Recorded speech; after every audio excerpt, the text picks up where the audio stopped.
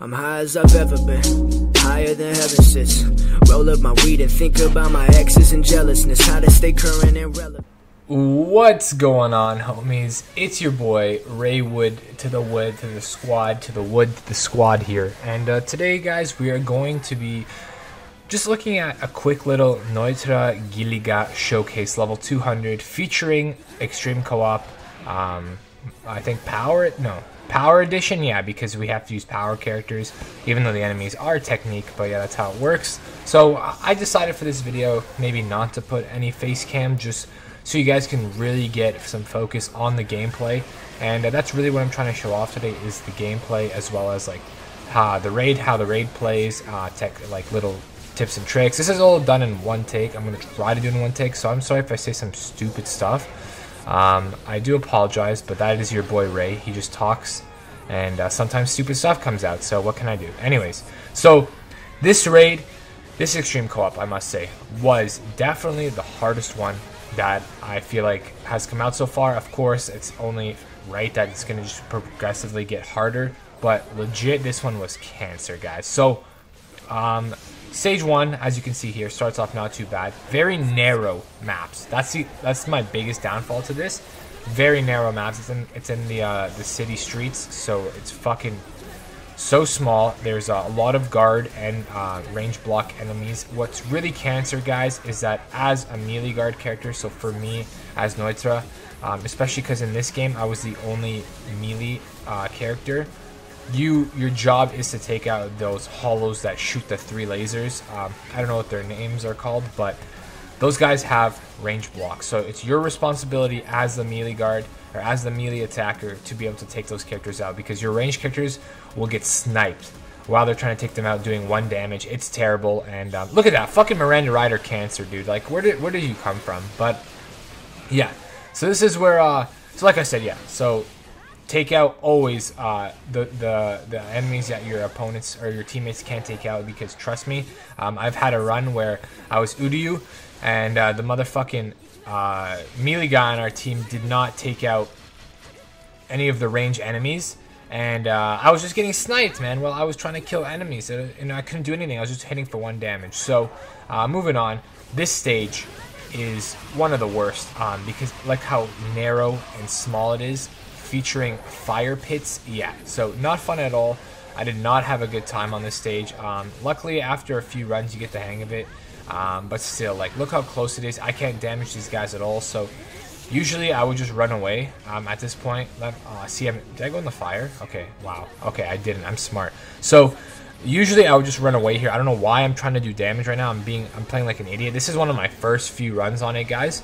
After a while, I honestly just stopped going for enemies and started just like running away when I couldn't do more than 1 damage to an enemy, because it is not worth it. You might as well get away, get some recharge going, fill up on your strong attacks, and just get ready for the next wave of enemies.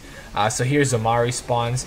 He's not bad, but he does paralyze with his attacks, and also has a 360 range strong attack, so he can hit you from every angle. So you gotta watch out for Zamari. He actually does very good damage. I was playing a little bit there you go, I got stunned. I was playing a little reckless here, just due to the fact that I got a double Isane team, so I was super hyped. Oh my god, Isane, guys, we'll talk about her in a little bit, but she is the lord and savior of this extreme co-op. But Isane, I was like, hey, I could play a little bit clumsy, just due to the fact that I have so much healing. Plus I had a what's her name? Orihime on, so I was healing 20% as well at the start of every quest. I was gonna put on a Hojikuzai, but it was only 30% focus, and I had better items to equip. As you guys can see, I have like 2300 health. My items were double chappy. The 5-star one had 40% stam, and then I also had a red headband with 40% stam, so 80% stam. Well, 100% with the other chappy. Actually, 120%. What am I saying? Or 130, I don't know, something like that, 130%. And then I also had 2 NAD links, 225 NAD links, and healing link for 20%. So it was a very good combo. And yeah, it helped me a lot, because it's hard to find melee characters. You don't find too many Nnoitras. At least you find more Uryus than you do Nnoitras from what I've seen. Also, Baragon is terrible in this game type, so I wouldn't bring Baragon. He's just very slow. His ult helps, but what's an ult gonna do at the end of the day? Like, compared to, like, we can only use it once for the whole game. So I wouldn't bring Baragon, guys. Not the preferred character. Bring Uryu. I guess if you have nothing, bring Baragon. But Uryu is definitely the best range choice. Also Nnoitra if you have, because like I said, you're not going to find too much melee. Sometimes you get a Rukia who's not bad, the full bring Rukia. Sometimes you get a Red Ken who's okay.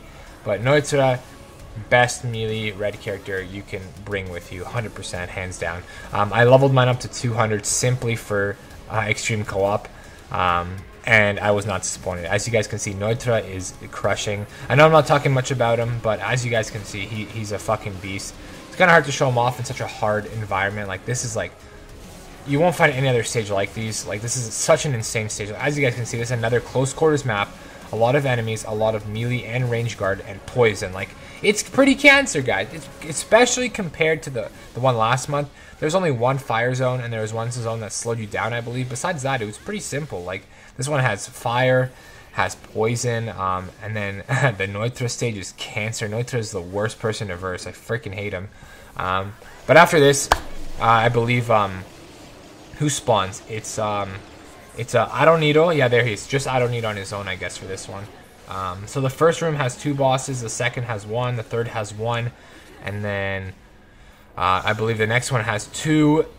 Yeah, the next one has 2, and then the last stage has 4 bosses. So it picks up near the end, but it's still a very like good time after you learn the gist of it. Like, it's cancer, I guess, in the beginning.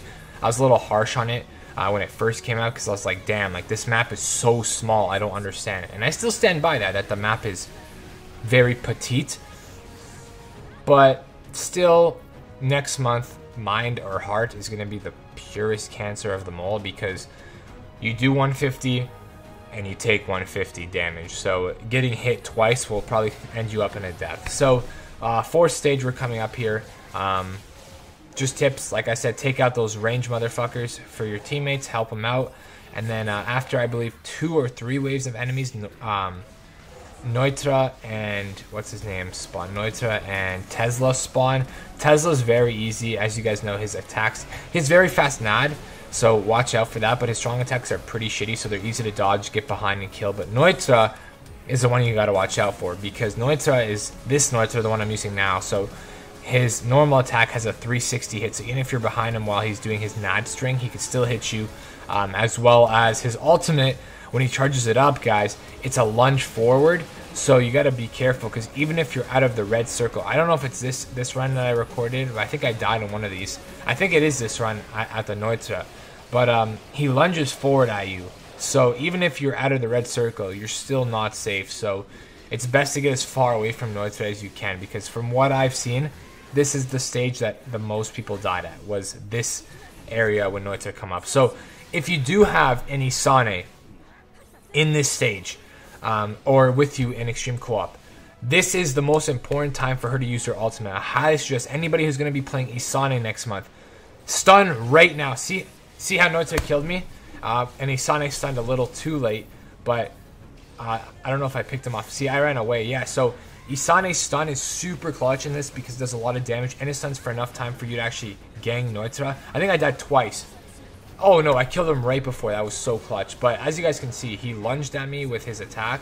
I didn't expect it. This was my second run, first run with Nnoitra, and I was pretty butthurt. And there's runs where I've died like 2 or 3 times in a row, because Nnoitra kills me, I revive, and then he'll lunge at me right as I respawn. So it's kind of sucks. Always like be careful when you're respawning that no one's around you, because you should have like at least a 4 to 5 second barrier, in my opinion, when you just respawn. But hey, I ain't K-Lab, so I don't know. So last room, guys. This room you're going to be facing Edrad and Xiaolong, I believe.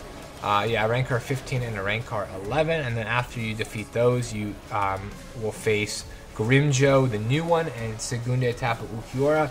The new Grimjo is a little bit of a pain, just because his charge-up attack is a circle 360 around him. Also, his strong attack, his third strong attack, as you guys know from the new Grimjo, is like a huge aura explosion around him, so it has a very big AoE, and it can hit you most of the time. So I would stay far from Nnoitra and just kind of pick him off, then run back a bit. Looks very easy to beat.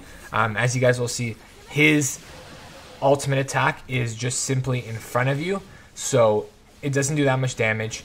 It simply just shoots. Well, it does do a lot of damage, but it shoots pretty much almost in front of you. It's like a 45-degree angle in front of where he's aiming. So if you get behind him and you start normal attacking him, he's dead pretty much. He can't do anything. You can't die from it, and you could do a lot of damage. So just keep waiting until he's gonna charge up his ultimate attack, and just go behind him and start destroying. You guys will see in a bit. And sorry if I'm talking so much. I just want to give you guys the full experience, and just want to let you guys know all the little tips and tricks. So I would definitely bring Nnoitra if you guys have him. What's her name? Isane is a beast, one of the best characters for this. Healing is just super important, as you guys saw how important Nnoitra was in your extreme co-op that just finished on global. That's how Isane is going to be for this one, guys. And this one's a lot smaller maps, more cancerous, so I believe Isane is way more important in this one than Nnoitra was in the last one, because I was able to beat the last one without Nnoira's. With this one, I haven't beaten a run without any Isane, so I don't know what to tell you guys besides bring Isane.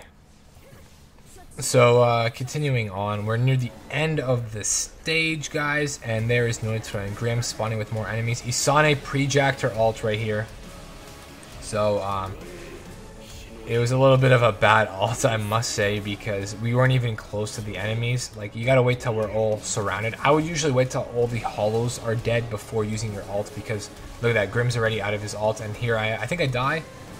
See, Nnoitra, I stood behind him, so I got lucky. As you guys can see, attacks forward right there. So luckily, I was safe. I saved my ult to the end. My ult doesn't really make too big of a difference. Here I die again because I'm an idiot. Classic idiot WAD. I decided to let my team just finish this, but then I think I realized that there was a melee guard left, so I had to respond. I'm not too sure. I don't remember. This is like my first run I did on the first day, so I guess we'll find out together. But there's Grimjoust attack. Yeah, I did respond because we only had one person left, so give me some time. When did I respond? Oh, no, they responded? Damn, dude, what good teammates. Usually I respond, guys, just on the last room. I feel like it's not as necessary, but then I saw there was a guard. A melee range guard, so I had to respond, and then I was like, hey, I'm not dying again. So your boy backs up in a corner. Grimjow's using his ult. I was like, oh shit, I'm dead. JK, how did I die there? Someone explain to me that death. I don't know how I died. That was BS. I was triggered as fuck when that happened. I still remember. Look at that, almost died again if I didn't pay attention. Like I said, guys, when you're respawning, watch your surroundings, guys. Make sure you know where the enemies are, and make sure you get away. So I don't know, the way they do these attacks is so frequent that it's actually kind of scary. So Ook, I just got behind him. Oh god, I'm even scared watching myself. And there we go, guys. That is night mode. That is extreme co-op season 3. I would say power attribute, which is the advantage. And yeah, so I hope you guys enjoy. I can make a video discussing other characters to use, but most team comps you want to run is 2 melee, 1 range, 1 Isane, or 2 range, 1 Isane, 1 melee, or double Isane, range, and melee. So either way works. Hope you guys enjoy, and I'll see you guys in the next one. Peace.